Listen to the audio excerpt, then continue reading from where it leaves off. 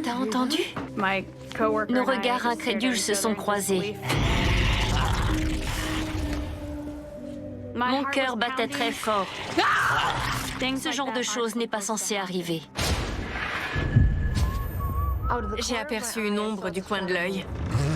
Cette chose m'avait suivi dans la salle de repos. J'étais paralysée par la peur. Cette présence se tenait au bord du lit et elle me fixait patiemment. Je sentais une présence derrière moi.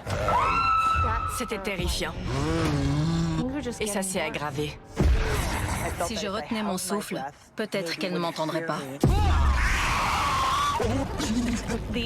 Je devais partir tout de suite, car je n'étais pas la bienvenue. Je pensais que ça allait cesser, qu'il me laisserait tranquille. Ça suffit! J'en ai marre! Assez!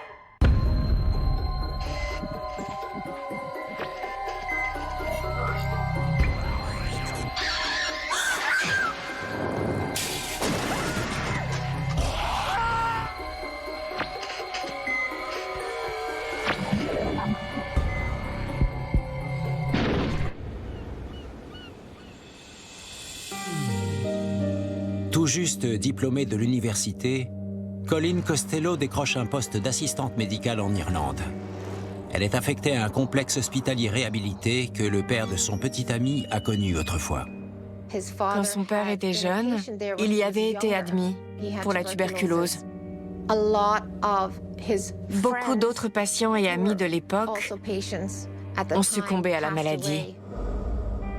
La tuberculose a ravagé l'Irlande au début du XXe siècle. Les malades toussaient et crachaient du sang, dépérissant de l'intérieur. Il a eu beaucoup de chance de survivre. Beaucoup d'autres patients en sont morts. Dans les années 50, quand la tuberculose est éradiquée, le sanatorium local connaît une nouvelle vie. J'y ai trouvé un emploi à temps partiel et ils m'ont dit une orthodontiste a besoin d'une assistante. Bonjour, je suis Colleen. Vous êtes le docteur? Appelez-moi Siobhan. J'avais 23 ans, alors je me suis dit, quelle belle opportunité. Le voilà, notre nouveau cabinet d'orthodontie. Le bâtiment qu'il comptait utiliser n'avait pas servi depuis l'époque de la tuberculose. Il avait été divisé en plusieurs unités afin que les patients ne propagent pas la maladie. Je vous montre? J'étais très emballée par ce travail et par la création de ce nouveau service. Mais une fois à l'intérieur, Colleen déchante. Pendant cette visite, j'ai découvert un bâtiment vieux et sombre. Il était vraiment resté dans son jus depuis sa fermeture. Les ouvriers travailleront la nuit pour rénover cet endroit. Je me suis dit, bon sang, dans quoi je me suis embarquée? Il y a d'autres personnes ici? Non, le bâtiment est désaffecté. L'éclairage était jaune et vieux. Il y avait de vieux lits, des fauteuils roulants. C'était très glauque.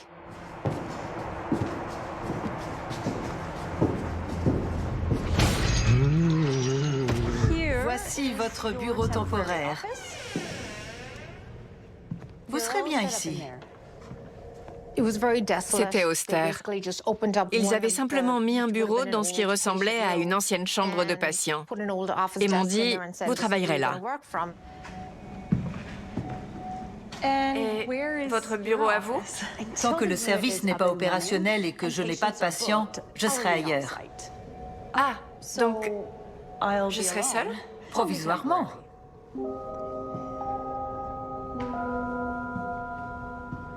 Je n'aimais pas du tout l'idée de rester seule dans ce bâtiment, aussi vieux qu'effrayant, en attendant que tout soit à fin prêt. Ça me faisait peur.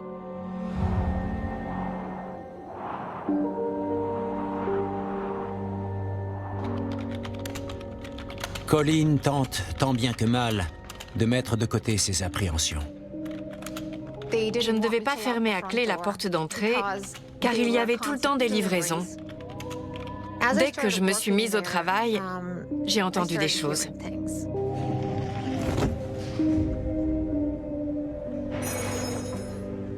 Eh oh! Qui est là? Il y a eu un bruit.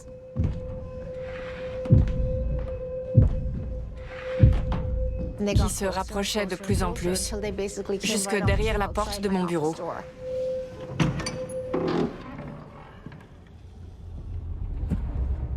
J'ai regardé dans le couloir pour voir d'où ça pouvait venir. Y a quelqu'un?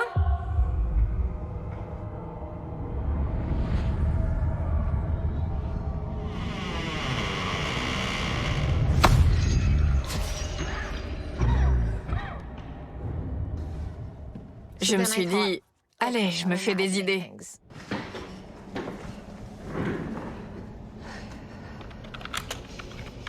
Mais ça l'a refait.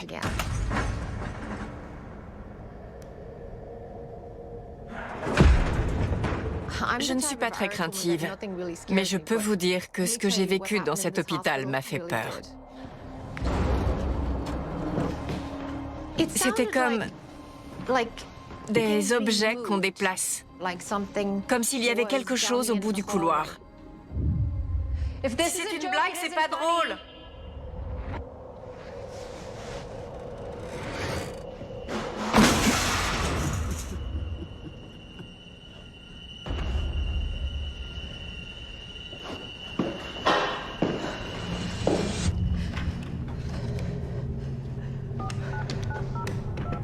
J'ai appelé mon petit ami de l'époque, car ça commençait à me stresser. Bonjour, ici Dave. C'est moi, Dave.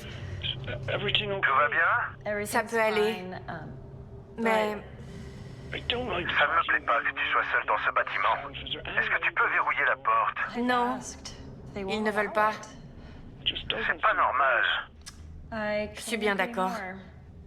Bon, je vais déjeuner, puis je me remets au travail. D'accord, on se voit ce soir.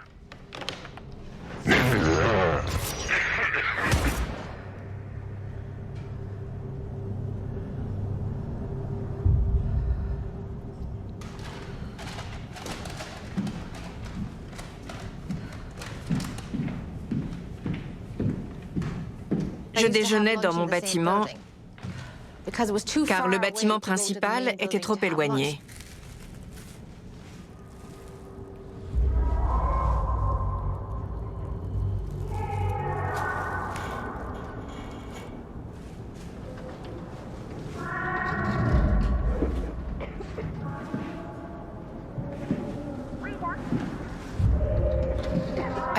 J'ai commencé à entendre des bruits anormaux dans la ventilation. C'était bizarre, un peu comme si cette chose m'avait suivi dans la salle de repos.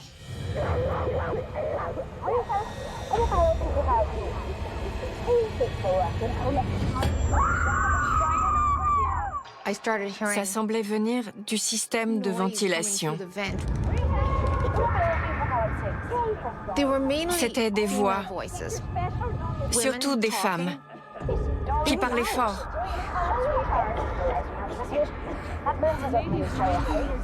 Je les entendais autant dans le bureau que dans la salle de repos. C'était terrifiant. Ce que vit Colin ressemble à une hantise résiduelle, les échos d'une époque révolue. Des bruits de pas dans des couloirs abandonnés ou des conversations alors qu'il n'y a personne. Alors que les rénovations se poursuivent, Colin est transféré dans un bureau plus adapté. Quand les travaux ont commencé, ils m'ont fait un bureau tout neuf. Je me suis dit que ça allait s'arranger, mais ça s'est aggravé. Alors que je me dirigeais vers la salle de repos, j'ai aperçu une ombre du coin de l'œil. Au bout du couloir, j'ai vu quelque chose courir. Je me suis figée, genre, OK, qu'est-ce que c'est que ça? Mon cœur battait très fort. J'avais si peur. Ce n'était pas physiquement réel, mais paranormal. Bonjour. Pardon de vous avoir fait peur. Vous êtes la nouvelle assistante? Oui. Je suis le réceptionniste du bâtiment principal. Ces lettres sont pour votre service. Merci de me les avoir apportées. Désolée. Il y a plein de bruits étranges qui me font peur ici. Ouais. J'ai entendu pas mal d'histoires. Il a dit, les infirmières m'appellent régulièrement la nuit. Elles ont peur, car la sonnerie d'alerte se déclenche dans des chambres qui ne sont plus occupées. L'activité ne s'arrête jamais. L'activité? Comment ça? Il paraît que ce sont d'anciens malades de la tuberculose. Beaucoup sont morts ici. L'énergie des personnes décédées à l'époque de la tuberculose subsiste. Beaucoup de pauvres gens en sont morts. Ma pause se termine. J'y retourne. Bonne chance. Merci. Avant ça, je ne connaissais pas vraiment l'historique de l'hôpital. Grâce à cette discussion, j'ai su que ce n'était pas moi qui devenais folle. Même en sachant les lieux hantés, Colleen continue d'y travailler.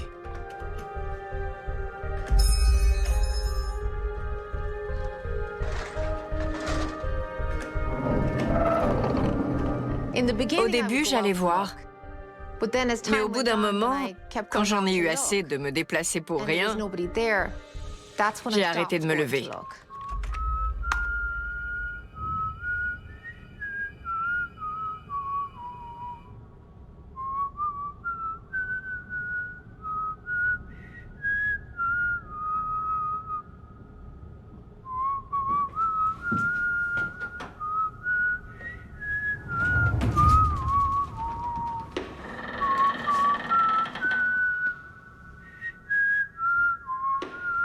Qui êtes-vous?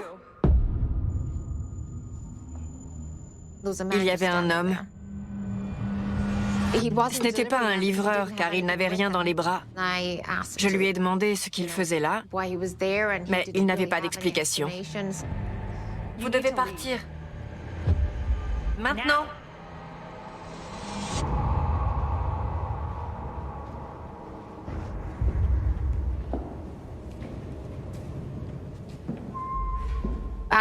J'ai alors demandé que la porte soit verrouillée par sécurité et pour éviter que n'importe qui entre à l'intérieur. Et ils ont accepté. Une mesure de sécurité inutile contre ceux qui se trouvent déjà dans ces murs.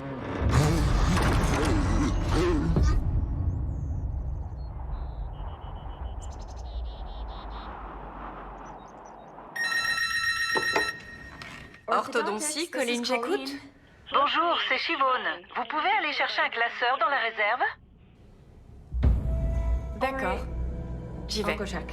Merci. Il y avait une énergie négative dans la réserve. Alors je n'aimais pas y aller.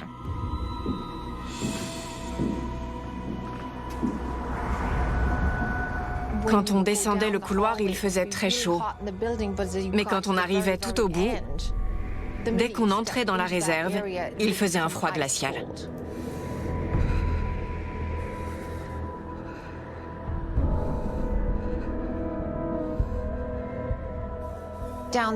Tout au fond, il y avait une zone qui servait de réserve. Je détestais me rendre dans cette zone. Et je faisais le plus vite possible. Dès que j'arrivais là-bas, j'avais les poils de ma nuque qui se dressaient. J'avais l'impression d'être surveillée. Je sentais littéralement une présence derrière moi.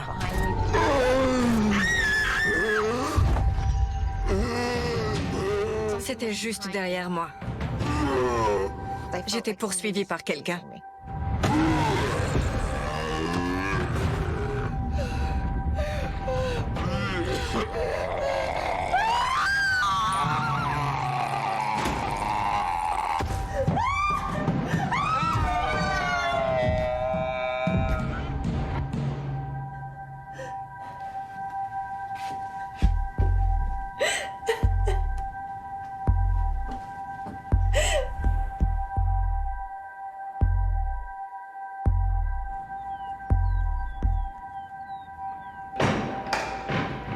Colin commence à ressentir les effets de son isolement. Je pensais que ça allait cesser, qu'il me laisserait tranquille. Mais en fait, ça a été le contraire. Plus je les ignorais, plus ils réclamaient mon attention.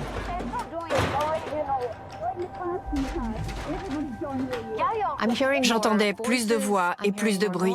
Je voyais plus de choses. Un jour, j'ai amené un radio-réveil et j'ai mis la musique à fond pour tenter de couvrir les bruits. Mais je les entendais quand même, malgré la musique. Ça parlait tout le temps.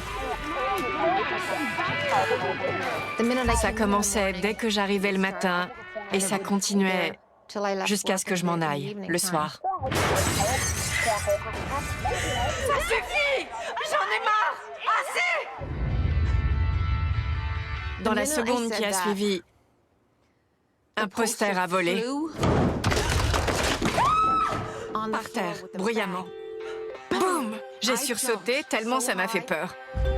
Je me suis dit, j'arrête. Non, je ne peux plus continuer.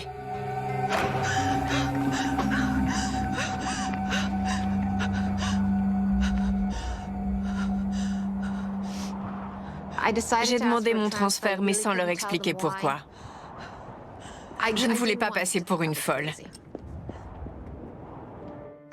Après avoir obtenu un autre poste ailleurs et avoir quitté ce service, quelqu'un m'a remplacée. J'ai appris par la suite que 2 autres personnes l'avaient rejointe parce qu'elle refusait de rester seule dans le bâtiment. Comme j'ai tenté de les ignorer et de les rejeter par peur, ils ont fait de plus en plus de bruit afin d'attirer mon attention. Notre imagination est souvent notre pire ennemi. Alors, quand on se retrouve seul dans un grand bâtiment effrayant, les films d'horreur et les histoires glaçantes qui peuplent notre passé nous prédisposent à croire aux fantômes. Le pire, c'est que parfois, on a raison.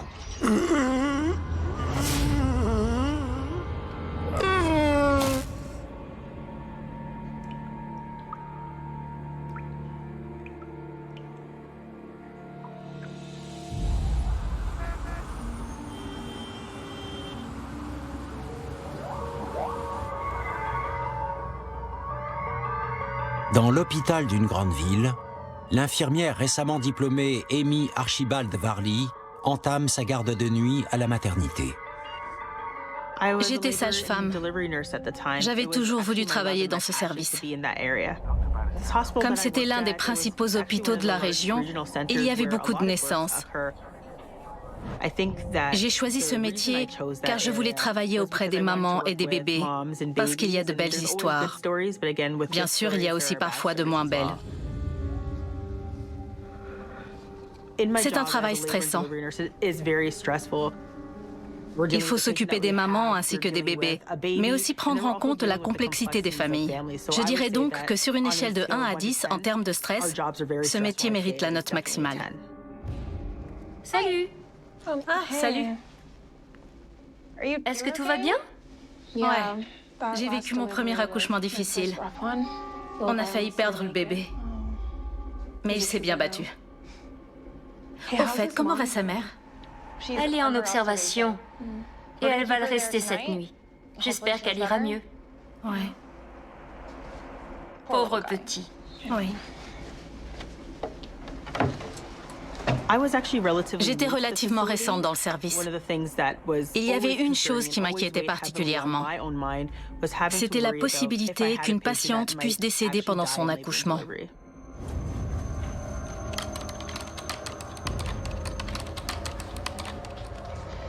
La maman va bien. Elle est avec le médecin. Il y avait déjà eu des décès provoqués par ce qu'on appelle une embolie amniotique. C'est quand il y a un mouvement de liquide dans le liquide amniotique, ce qui engendre une embolie.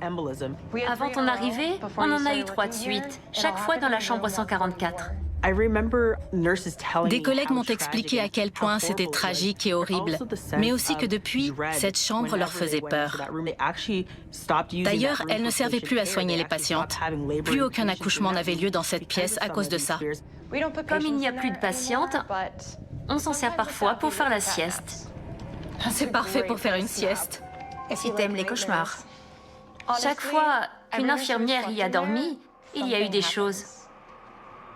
Beaucoup de gens l'ignorent, mais les infirmières font des siestes pendant leur garde de nuit. Il y a même un planning pour indiquer qui dort où. Mince, j'ai la 144. Vous le saviez, non? Dis-toi que c'est une initiation. On y est toutes passées. La chambre de chacune est notée au cas où il faudrait nous contacter. En cas d'urgence, les autres infirmières savent ainsi où nous trouver.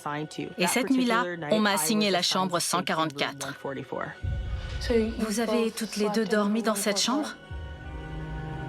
Je ne les ai pas crues. Je me suis dit, c'est une chambre. Ces choses n'existent pas. Il n'y a aucune raison d'avoir peur d'une chambre. Je n'étais donc pas inquiète.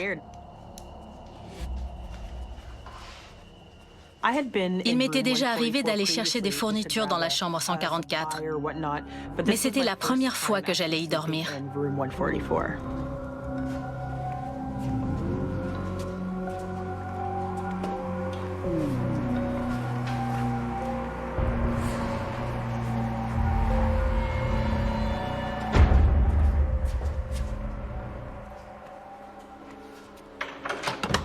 C'est en pensant au décès qui avait eu lieu dans cette pièce que j'ai commencé à avoir peur. Car quand on s'allonge sur un lit d'hôpital, on ne s'imagine pas que quelqu'un y est peut-être mort.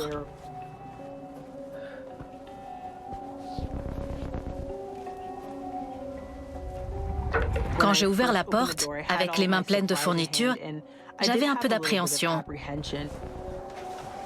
Je me suis dit, tout va bien, c'est juste une chambre.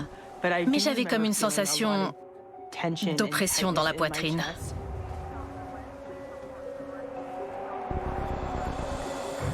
J'ai regardé l'heure. Il était 1h moins le quart du matin. Je me suis dit, je vais simplement m'allonger, m'endormir, et tout se passera bien. Le plus effrayant, c'était de savoir que j'étais seule. Mon rythme cardiaque était très rapide. Allez, il n'y a aucune raison d'avoir peur, c'est juste une chambre. Mais c'est là que j'ai commencé à sentir d'autres choses dans la chambre. Il faisait très froid. C'est le genre de situation où on commence à avoir la chair de poule et où on sait que si on se retourne, il n'y aura probablement rien. Mais on a pourtant une peur irrépressible de le faire.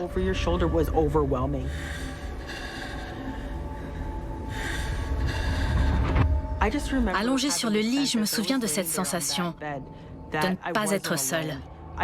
J'ai fermé les yeux 1 minute en me raisonnant. Allez, il n'y a rien ici. Elles m'ont raconté toutes ces histoires pour me faire peur. Je me souviens de ma respiration. Le fait d'entendre mon propre souffle a contribué à augmenter ma peur. J'entendais aussi mes battements de cœur. Je pense que c'est ce qui m'a permis de savoir qu'il y avait une autre présence.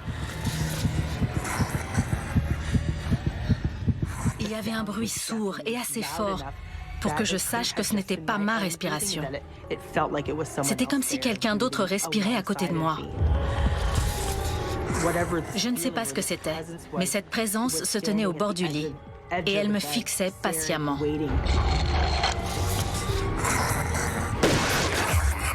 J'ai respiré profondément plusieurs fois.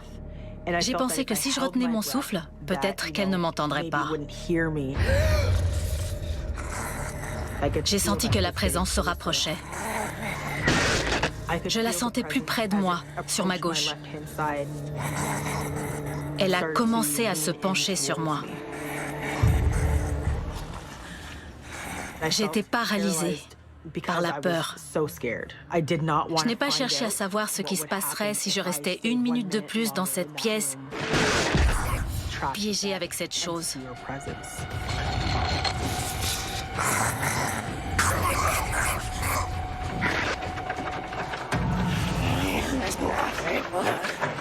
Quand j'ai saisi la poignée, la porte était si lourde que j'ai dû pousser dessus de toutes mes forces.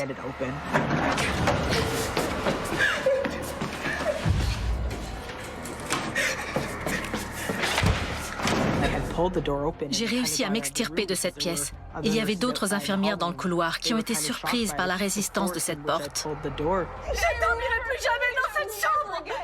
Relève-toi. Malgré le soulagement, j'avais encore très peur. On va te donner de l'eau.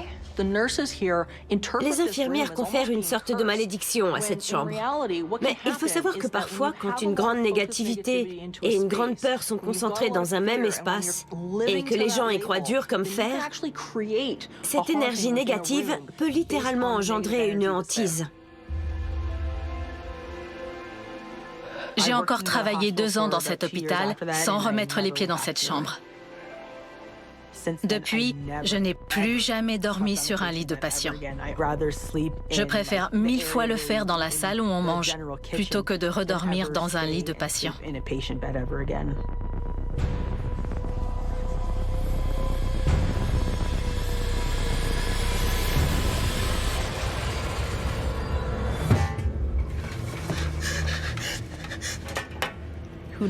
Qui sait? C'était peut-être l'esprit d'un ancien patient qui avait été alité dans cette chambre.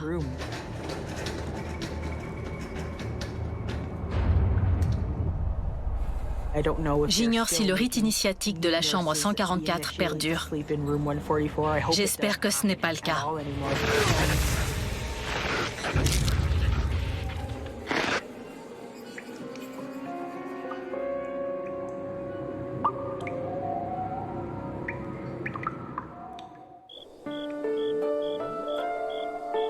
Dans un hôpital imposant chargé d'histoire, Trisha Stagg termine sa journée dans l'un des blocs opératoires.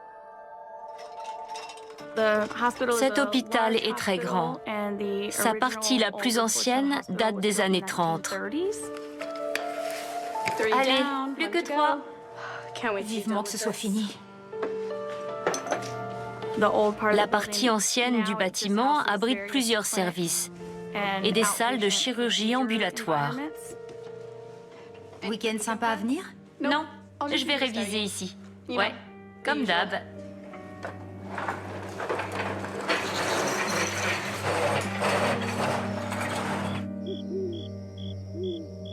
Trisha étudie pour obtenir une maîtrise en soins infirmiers. Une fois son service terminé, elle va dans l'aile abandonnée de l'hôpital, un lieu calme et propice à la concentration. J'avais entendu dire que ce bâtiment était hanté, car il était ancien et il s'y était passé beaucoup de choses depuis le début de son activité. De nombreux décès y avaient notamment eu lieu au cours des années. Mais je n'avais jamais assisté à ce type d'événement.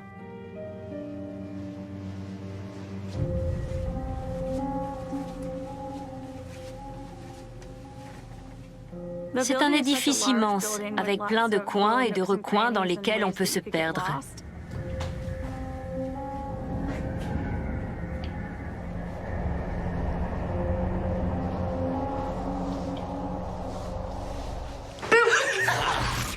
Surprise! C'est pas drôle. T'es perdu? Non. Non? Allez, on a du boulot. Je suis là-bas. Tous les dimanches, j'y retrouvais mon ami pour plancher sur notre projet d'études.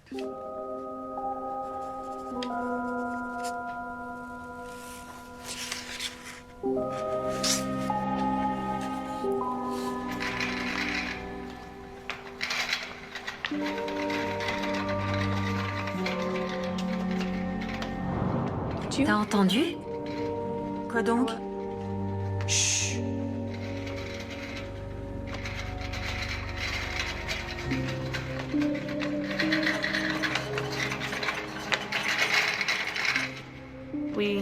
On s'est regardés, car on savait qu'il n'y avait personne dans ce bâtiment, qu'il n'était accessible qu'avec un badge et que personne n'y venait le week-end.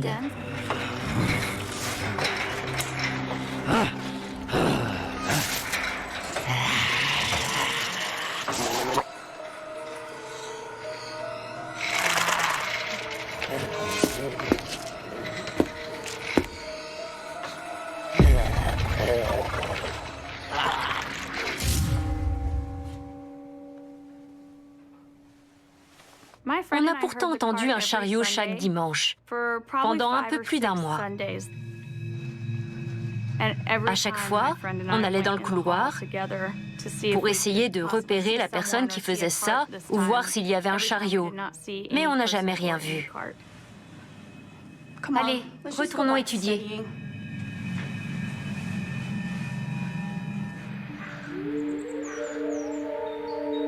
Les jours suivants, Trisha s'efforce d'oublier cette étrange expérience et se concentre sur son travail au bloc opératoire.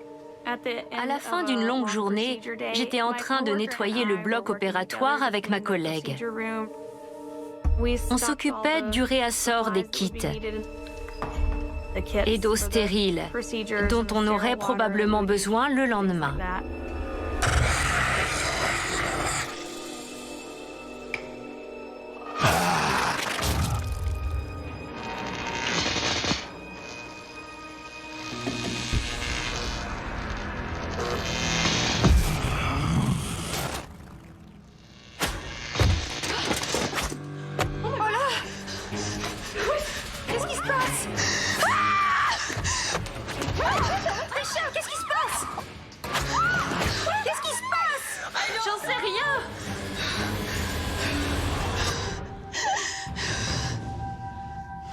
On était toutes les deux interloquées. Si ces bouteilles avaient été tout près du bord, on aurait pu se dire qu'une secousse les avait fait tomber. Là, elles avaient été projetées à un bon mètre de l'étagère. J'étais troublée. Comment ces bouteilles avaient-elles pu être projetées dans les airs de cette façon ? J'avais entendu dire que ce bloc était hanté, mais c'est différent quand on le vit soi-même. Je ne comprenais pas comment c'était possible.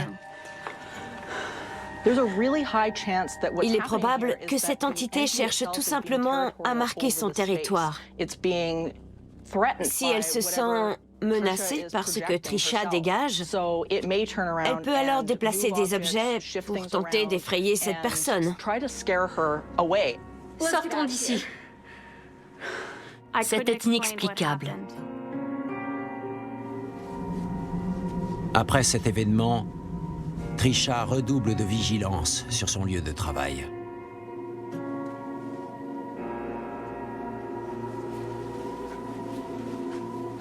Ce bloc faisait partie de mes prérogatives. Mais je m'arrangeais toujours pour ne pas m'y retrouver seule.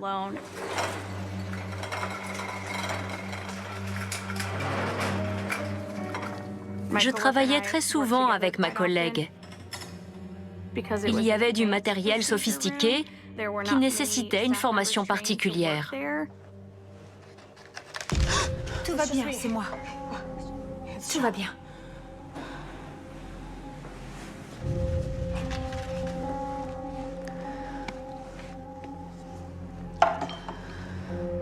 Concentrons-nous sur le travail. Tout à fait.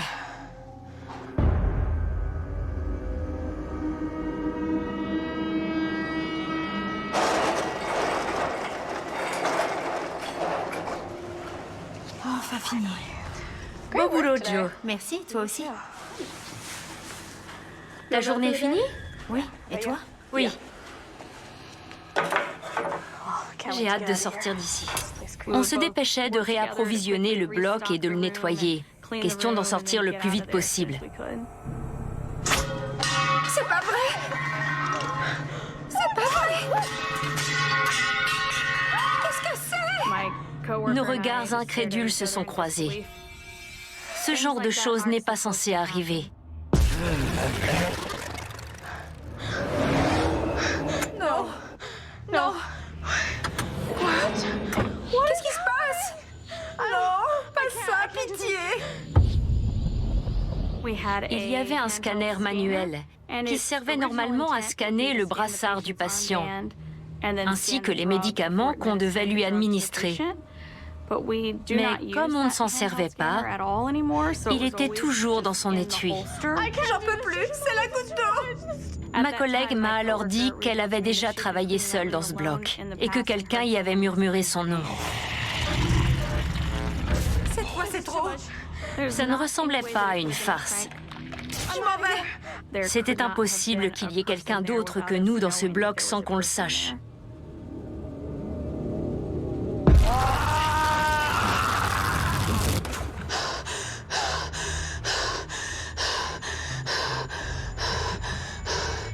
J'étais sous le choc.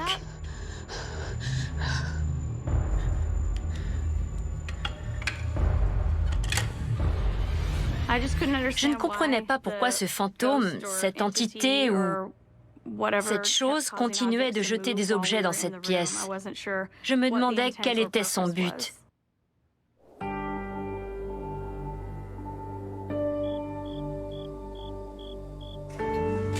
Après sa journée de travail, Trisha doit encore étudier.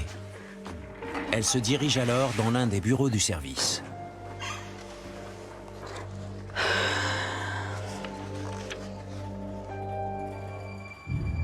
Tu travailles tard?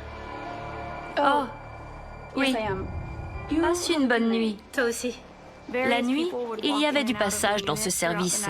Les agents d'entretien ou les gens de la pharmacie qui venaient se réapprovisionner. J'ai donc fini par m'enfermer dans un bureau afin de pouvoir étudier tranquillement et ne pas être dérangée par toutes ces allées et venues.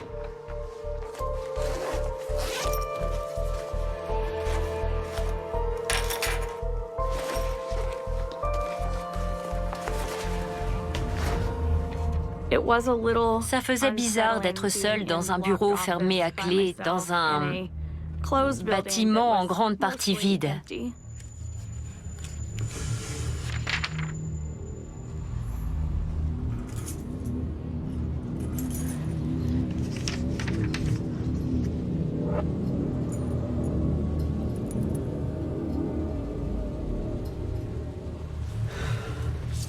J'étais totalement seule. Il n'y avait personne avec moi. Le trousseau de clés est resté suspendu, je ne sais pas combien de secondes, mais il me semble l'avoir regardé longtemps.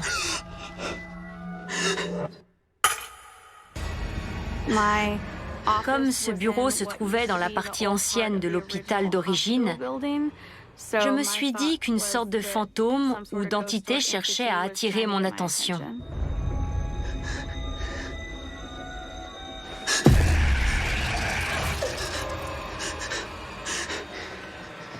J'ai senti qu'il y avait quelqu'un d'autre dans la pièce.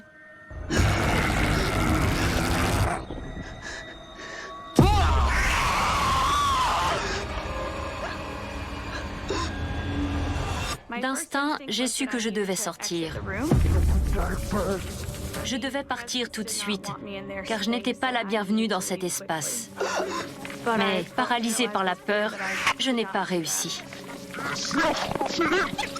Chose rare, j'ai fondu en larmes. D'ordinaire, je ne suis pas particulièrement émotive.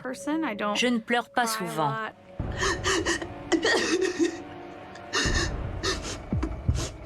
J'ai envoyé un message à un ami qui travaillait la nuit dans une autre section de l'hôpital.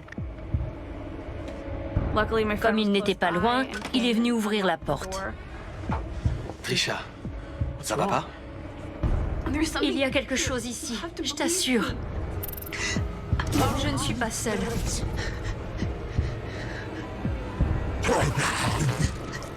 Il a dit qu'il sentait lui aussi cette présence. Je le sens. Il veut pas de nous. Allons-y. On a rassemblé mes affaires et on est sorti du bureau.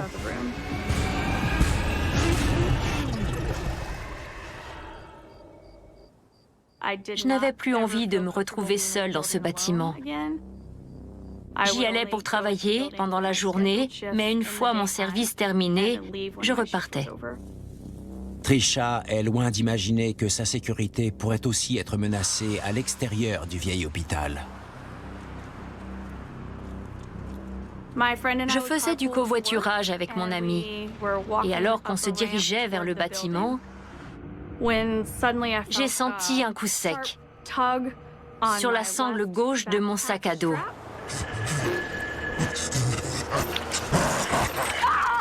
Pour me faire trébucher en arrière de cette façon, et ça devait être une personne forte.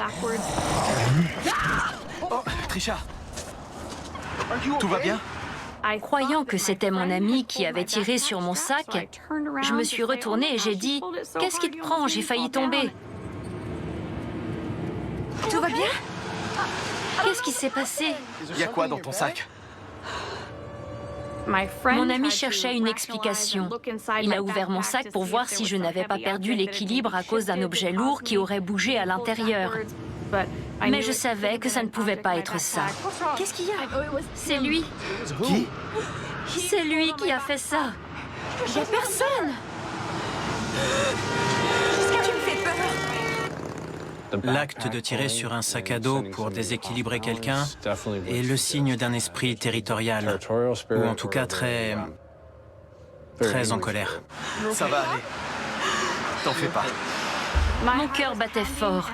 Avec mon ami, on s'est arrêté pour parler de ce qui venait de se produire. Quand le phénomène de hantise devient de plus en plus violent et agressif, ça peut être parce que l'esprit ne veut pas qu'on voit ou qu'on découvre quelque chose. Il fait alors tout ce qui est en son pouvoir pour nous éloigner de cet endroit.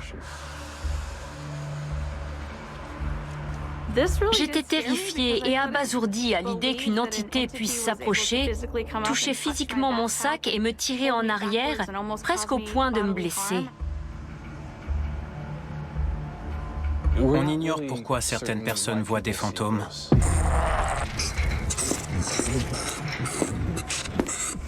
Ça dépend des gens. Certains naissent avec des aptitudes psychiques qui restent en sommeil des années avant de se manifester. Ont-ils grandi dans un environnement du type « Non, ces choses-là n'existent pas » ou bien dans un environnement du type « Oui, c'est dans les gènes de la famille ». J'ai une tante qui est médium et qui a toujours pensé que j'avais cette faculté de voir des choses, mais je n'y ai jamais cru. Je ne suis toujours pas sûre d'y croire. Je pense que n'importe quel employé de l'hôpital aurait pu voir ces choses-là.